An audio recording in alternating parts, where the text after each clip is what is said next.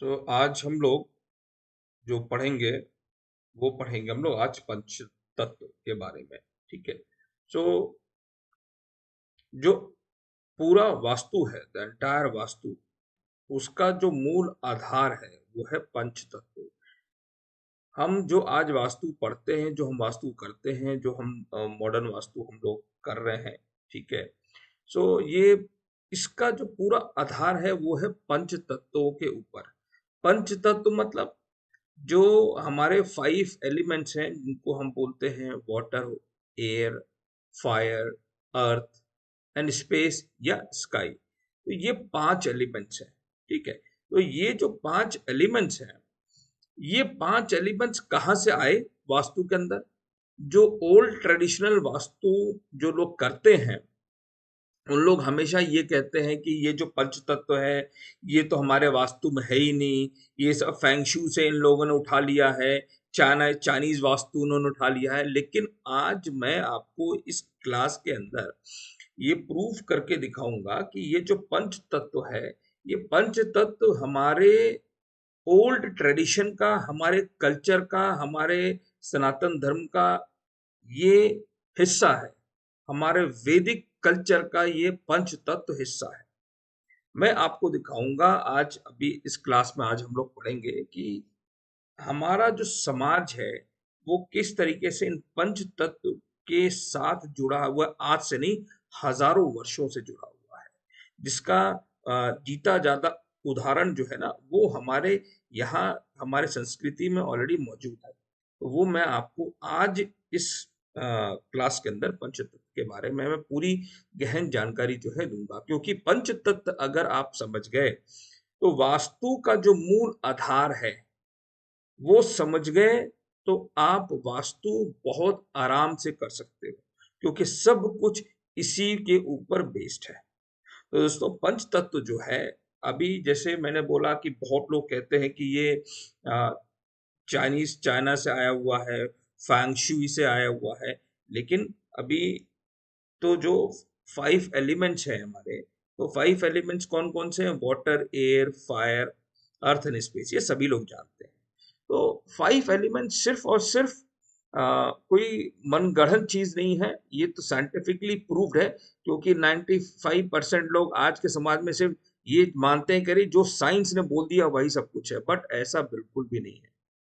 Science जो चीज होती है वो परख के चीज आती है, और हर एक चीज साइंस के अंदर समय समय पे चीजें बदलती रहती हैं।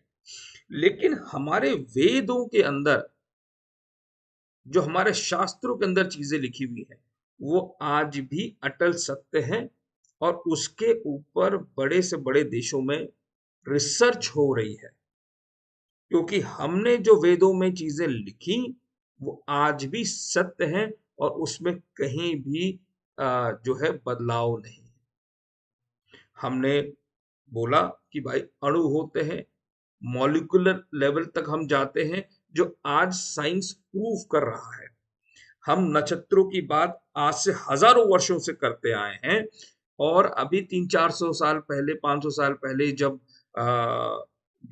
टेलीस्कोप बना, हाई टेलीस्कोप बना, तब हमको काफी चीजें पता चली। और जब नासा ने बताया कि ये नक्षत्र हैं, तब हम कहते हैं हाँ हाँ, नासा ने प्रूफ कर दिया। बट हजारों वर्षों से हमारे एस्ट्रोलॉजी तो नक्षत्रों पे काम करती आ रही है, स्टार्स पे काम करती आ रही है। तो इसका मतलब क्या हो गया कि हमारे जो वेद हैं, जो हमारे शास्त्र हैं, उसमें चीजें लिखी हुई हैं, वो अटल सत्य है।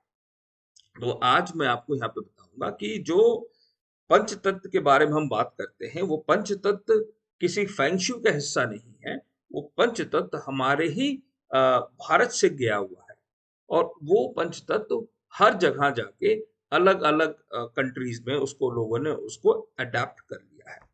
ठीक है। तो वाटर, एयर, फायर, अर्थ और स्पेस, ये 5 पंच तत्व होते हैं। पानी जो होता है, क्या होता है? कामनेस, अबंडेंस क्रिएट करता है। एयर ग्रोथ देता है, फैलाव देता है। फायर आपके अंदर पैशन देता है, एनर्जी प्रोवाइड करता है। अर्थ जो होता है वो आपको स्टेबिलिटी देता है, स्थायित्व देता है। स्पेस या स्काई जिसको हम बोल रहे, वो आपको क्लैरिटी देता है। तो ये 5 तत्व हैं, 5 तत्व हैं। इन 5 तत्वों के ये छोटे छोटे मैं आपको कह दूंगा कि इनके गुण हैं, तो आप ये समझ लीजिए कि ये 5 तत्व इस तरीके से काम करते हैं। तो क्या ये पांचों तत्व जो है फेंगशू से आए हैं? नहीं नहीं, ये चाइनीज भी नहीं है, फेंगशू से नहीं आया है, हमने कहीं से नहीं लिया। ये सब कुछ यहीं से गया है। दुनिया की सबसे पुरानी प्रसिद्ध यूनिवर्सिटीज भारत में ही थी, नालंदा हो या तक्षशिला हो। जला दिया गया नालंदा को, कई सालों तक जलता रहा। आज अगर वो होता तो भारत किसी और जगह पे आज बैठा होता।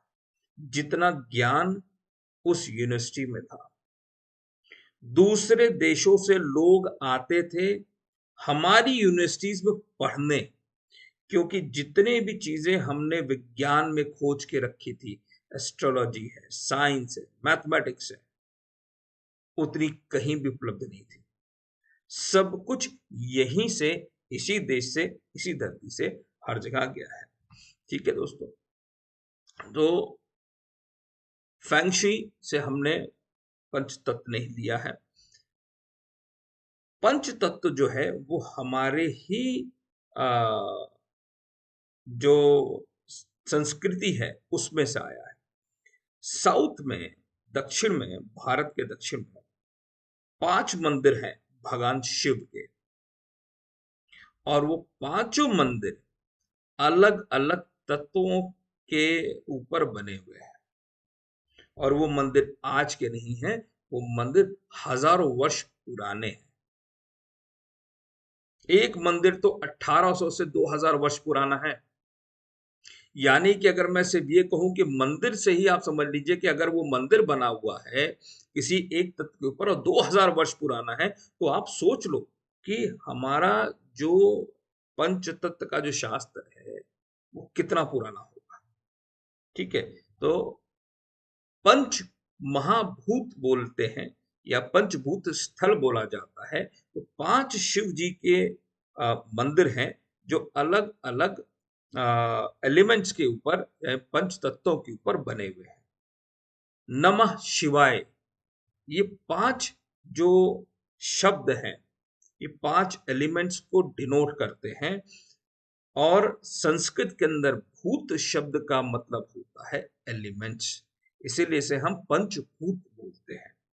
और भगवान शिव को आप लोग ने सुना भी होगा बहुत बार कि भूतापति भी बोला जाता है, भूतनाथ भी बोला जाता है। वो इसी कारण से, क्योंकि भगवान शिव ही इन पंच तत्वों के रचयिता हैं। और इन पंच तत्वों की जो आप ये कह लो कस्टडी है, भगवान शिव के पास ही है।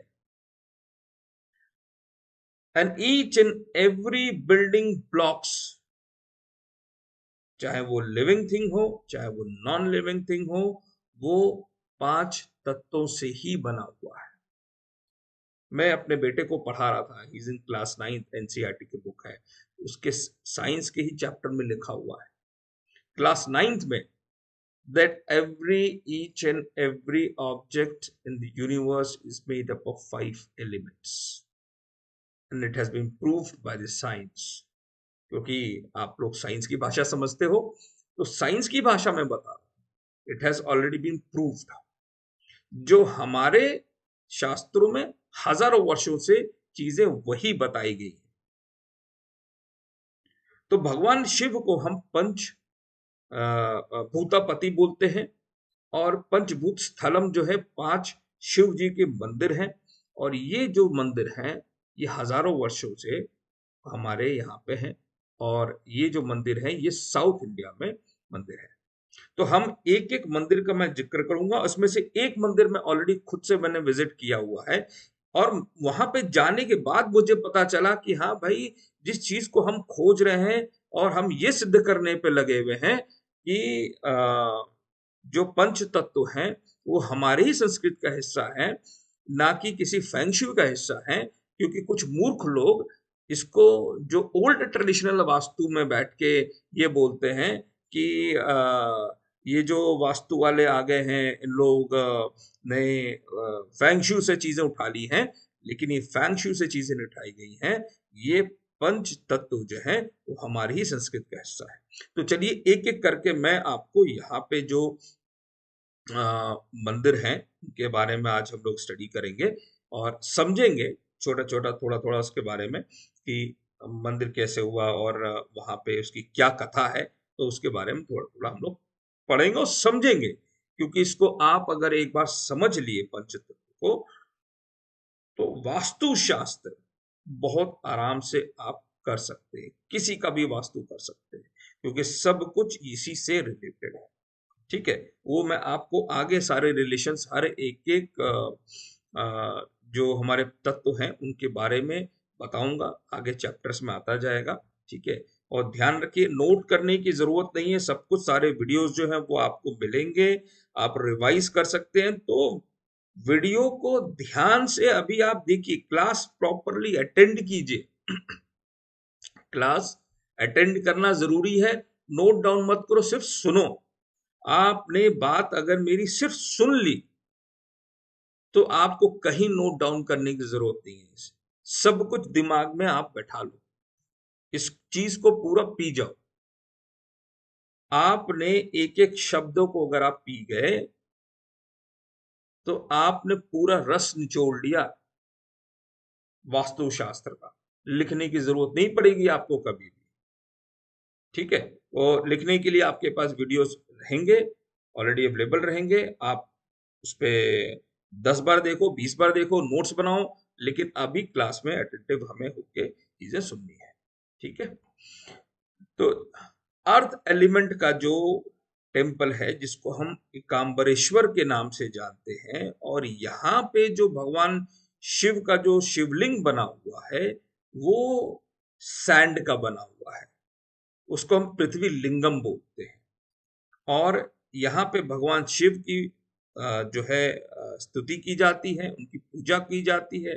इनको एकाम्बरनाथ बोला जाता है और एकाम्बरेश्वर भी बोला जाता है। एकाम्बरेश्वर का मतलब हुआ Lord of the mango tree. यहाँ पे ये जो मंदिर दिया हुआ है, इस मंदिर के अंदर एक बहुत प्राचीन सा आम का पेड़ है, जिसको आई थिंक 3000 वर्ष पूर्व लोग बोलते हैं कि 3000 जो है उसकी जो एज है। और माता पार्वती, इसके साथ जो कथा जुड़ी हुई है इस मंदिर के साथ, माता पार्वती जो है वो किसी चीज के लिए प्रायश्चित करने के लिए पूजा कर रही थी वहां पे। ठीक है, तो भगवान शिव ने उनका जो डिवोशन है कि कितने डिवोटेड हैं वो, एक मिनट, कि माता पार्वती कितनी डिवोटेड है, माता गंगा को भेजा थोड़ा सा उनको परेशान करने के लिए। लेकिन माता गंगा जो है वो माता पार्वती की जो है वो सिस्टर, बहन, तो उन्होंने उनसे बोला कि भाई मुझे डिस्टर्ब मत करो, मुझे पूजा करने दो।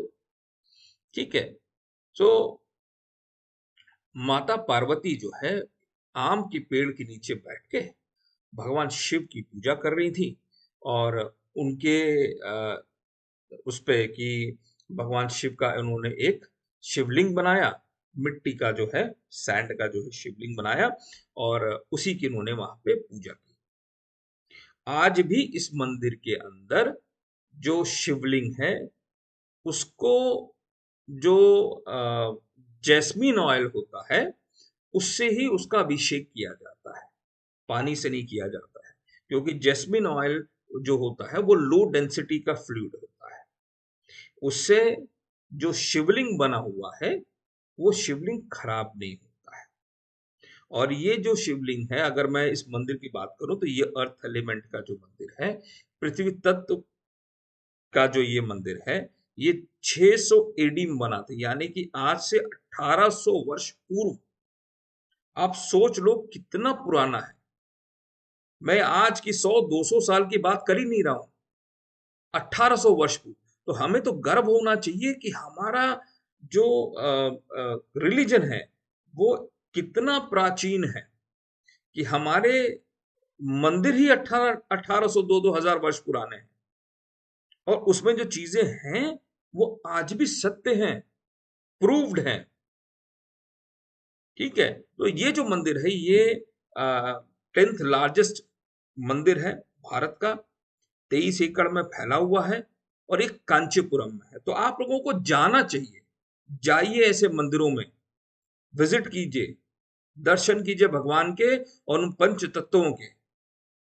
तो अर्थ एलिमेंट का जो है वो एकाम्बरेश्वर मंदिर है। भगवान शिव जो है यहाँ पे सैंड के रूप में जो है उनका जो शिवलिंग है वो सैंड से बना हुआ है। ठीक है, तो अभी दूसरे मंदिर देखते हैं जो वाटर एलिमेंट से है। ठीक है, ये जो मंदिर है वो जम्बूकेश्वर टेम्पल के नाम से प्रसिद्ध है और यहाँ पे भगवान शिव अप्पू लिंगम से के नाम से प्रसिद्ध है। कहा यह जाता है कि जो भगवान शिव का शिवलिंग बना हुआ है उसके नीचे से पानी जो है, स्ट्रीम ऑफ वाटर जो है वो फ्लो करता है और ये तमिलनाडु के त्रिची में ये मंदिर है। एक बार क्या हुआ, माता पार्वती जो है वहां पे वो पूजा कर रही थी। ठीक है, अब छोटी छोटी बातों पे कहा सुनी हो ही जाती है, तो माता पार्वती ने शायद बोल दिया होगा भगवान शिव को। तो थोड़ा सा भाई बोलने के बाद उनको लगा होगा नहीं नहीं मैंने गलत बोल दिया, मुझे प्रायश्चित करना चाहिए। और प्रायश्चित करने के लिए इस जगह पे वो आ गई और भगवान शिव की पूजा करने लगी और उन्होंने जल से शिवलिंग की स्थापना की, शिवलिंग बनाया जिसको अप्पू लिंगम बोलते हैं। और यहाँ पे तब भगवान शिव प्रसन्न होके उन्होंने दर्शन दिया, माता के पास आए और उन्होंने माता को शिव ज्ञान दिया, the ultimate knowledge of this universe माता पार्वती को वहां पे दिया। तो यहाँ पे इस मंदिर में भगवान शिव और माता पार्वती जो है वो एक गुरु और एक उसके जो डिसाइपल हैं उनका रिलेशन है। तो इस मंदिर में कभी भी माता पार्वती भगवान शिव के विवाह की जो प्रथा है हर शिव मंदिर में होती है वो यहाँ पे नहीं की जाती है। क्यों? क्योंकि यहाँ पे जो शिव हैं और जो पार्वती हैं दोनों के बीच का रिलेशन गुरु और शिष्य का है, इसलिए यहाँ पे भगवान शिव माता पार्वती की पूजा मतलब एज अ हस्बैंड वाइफ नहीं की जाती। भगवान शिव जो है ही is worshipped as the highest teacher in the ancient Indian tradition. और जो पानी है, जल है, वो विजडम देता है और जो उसका फ्लो है वो लर्निंग देता है। ये जो मंदिर है 1800 वर्ष पहले बनाया गया, 18 एकड़ में फैला हुआ है। चोला डायनेस्टी में जो चोला राज्य के राजा थे उस टाइम पे, तो उन्होंने इस मंदिर को निर्माण कराया, निर्माण कराया। तो जितने जितने राजा आते गए, डायनेस्टीज आती गई, कभी किसी का साम्राज्य कभी किसी का साम्राज्य, लेकिन जो हमारे ट्रेडिशन है वो इंटैक्ट रहे। तो वाटर एलिमेंट ये जो मंदिर है जम्बूकेश्वर मंदिर, ये जल तत्व को डिनोट करता है और यहाँ पे भगवान शिव की पूजा जल तत्व यानी वाटर एलिमेंट के रूप में यहाँ पे की जाती है। चलिए अब अगला मंदिर देखते हैं, फायर एलिमेंट का मंदिर है। अरुणाचलेश्वर टेम्पल जो है अन्नमलाई हिल्स पे है तमिलनाडु में। चार जो मंदिर है 5 एलिमेंट्स के वो तमिलनाडु में है और एक मंदिर जो भगवान शिव का है वो आंध्र प्रदेश में है। तो यहाँ पे इस मंदिर में अरुणाचलेश्वर मंदिर में भगवान शिव की पूजा अग्निलिंगम के रूप में की जाती है। कहा यह जाता है, इसके पीछे जो कहानी है कि भगवान शिव बैठे हुए थे और माता पार्वती थोड़ी से जो है मूड में थी, मस्ती के मूड में थी, आई वो पीछे से उन्होंने भगवान शिव का आंख बंद कर दिया।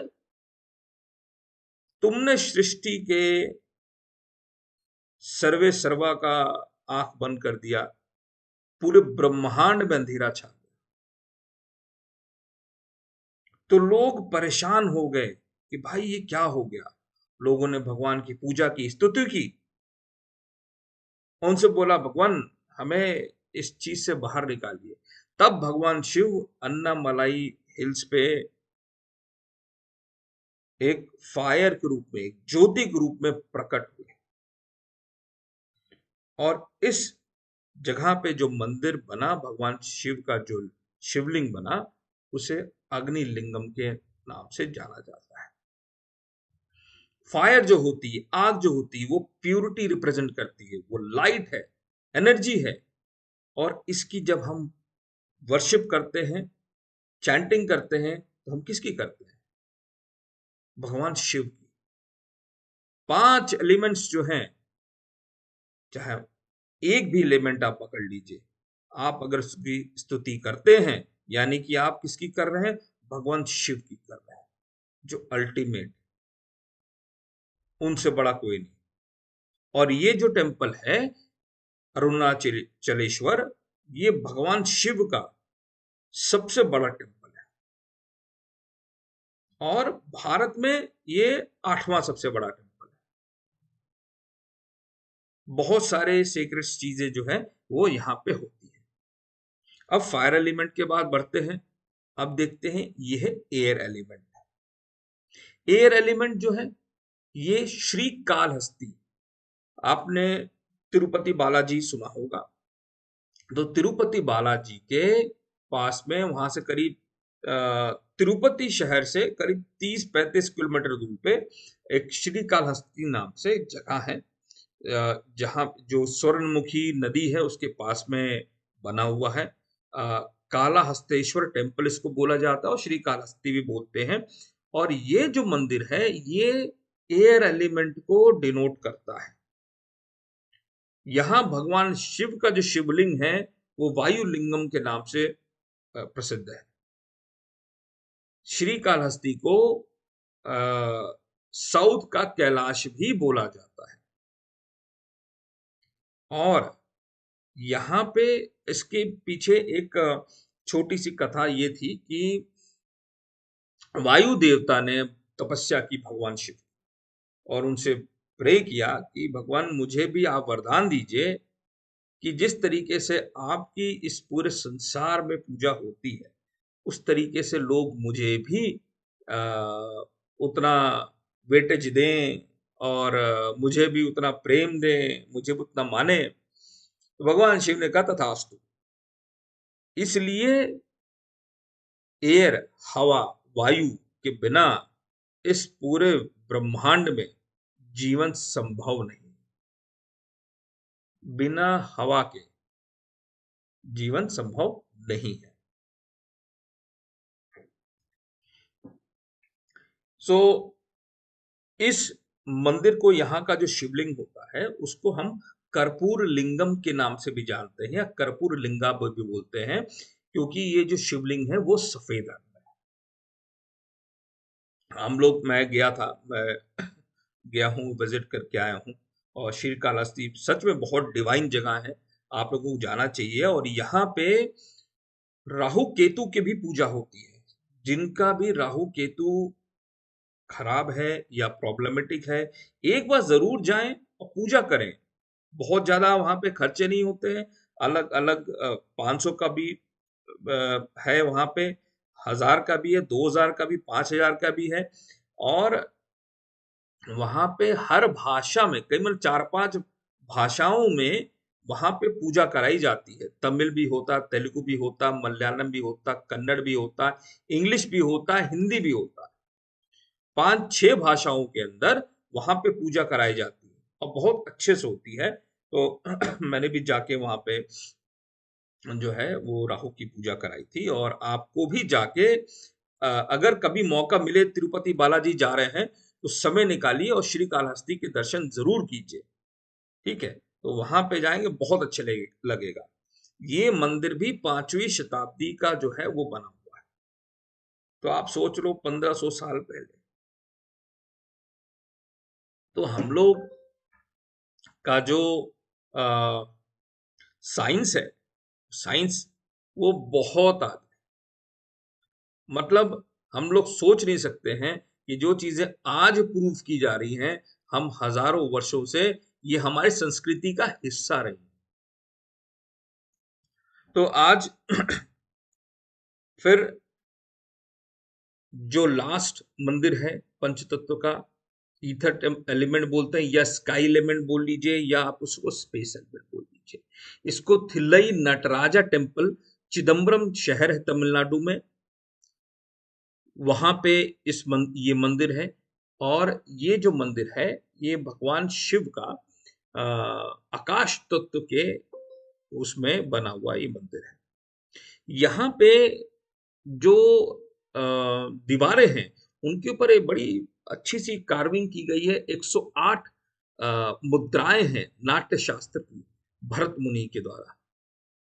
और इन्हीं पोस्चर्स को भरतनाट्यम से जो भरतनाट्यम है वो इन्हीं पोस्चर से बना हुआ है, यानी कि ये फाउंडेशन है भरतनाट्यम की। और यहाँ पे भगवान शिव ने अपने आप को नटराज के रूप में स्थापित किया है, और जिसे हम आनंद तांडव बोलते हैं, यानी डांस ऑफ डिलाइट। एक तांडव होता है जिसमें भगवान शिव गुस्से में नाचते हैं, और एक तांडव होता है जहां पे भगवान प्रसन्न मुद्रा में नाच रहे हैं। तो ये जो टेम्पल है, ये मंदिर स्काई एलिमेंट से रिलेटेड है। भगवान शिव यहाँ का आकाश तत्व में विराजित है, और बहुत बड़ा मंदिर है। चिदम्बरम मतलब, चिट मतलब कॉन्शियसनेस, एंड अम्बरम मतलब स्काई, स्काई ऑफ कॉन्शियसनेस, जो हमारा अल्टीमेट एम होता है ह्यूमन लाइफ का। तो ये पंच तत्व, पंचभूत बोल लें, भूतनाथ बोल लें, भूतपति बोल लें, तो 5 एलिमेंट्स भगवान शिव से रिलेटेड हैं। और यही 5 एलिमेंट्स जो हैं हमारे वास्तु का, और सिर्फ वास्तु ही नहीं, हर एक एक ऑब्जेक्ट का जो इस यूनिवर्स में है, जो इस धरती के ऊपर है, वो इन पंच तत्वों से मिलके ही बना है। तो अभी आप समझ गए होंगे कि पंच तत्व जो है वो कहीं बाहर से नहीं आया हुआ है। अगर कभी कोई आपसे बोले तो आप उनको ये गूगल, ये सब everything is there on the Google, मैंने कोई अपने आप से लिखा नहीं, मैंने भी निकाला है और आपके सामने इसको प्रेजेंट कर दिया है। सब कुछ दिया हुआ है, एवरीथिंग इज देयर। तो अगर कोई आपसे अगली बार बोलता है कि भाई ये पंच तत्व जो है वो वास्तु का हिस्सा नहीं है, वो तो फैंगशू से लिया है, तो भाई उसको आप एक चाटा मारना, बोलना है भाई साहब ये पढ़ लो। तो बहुत सारे जो ट्रेडिशनल वास्तु वाले लोग हैं वो यही बोलते हैं, जिनको यही नहीं पता कि हमारा जो कल्चर है, जो सनातन धर्म है, वो कितना वास्ट है, और उसके अंदर कितनी सारी चीजें जो हैं वो छुपी हुई हैं, और हमसे ही लोग सीख के गए और लोग हम ही को बता रहे हैं कि हम लोग ने चीटिंग की है ना। तो ये गलत है। सो अभी मैं आगे बढ़ने से पहले आपके जो जो क्वेश्चंस हैं मैं अभी जो है वो अनम्यूट करता हूँ एक एक करके सबको, और अपने अपने क्वेश्चंस जो हैं वो आप पूछिए, ठीक है। फिर हम आगे बढ़ेंगे कि जो पंच तत्व हैं उनके आपस में क्या रिलेशंस है, ठीक है, बैलेंसिंग कैसे होती है उनकी, उसमें कौन दुश्मन है कौन मित्र है, ये सारी चीजें जो हम आगे अभी नेक्स्ट उसमें पढ़ेंगे। तो सबसे पहले जो भी क्वेश्चंस हैं मैं अभी क्वेश्चंस लेता हूँ, क्योंकि काफी नॉलेज हो गई है। तो let me take the questions. Ji.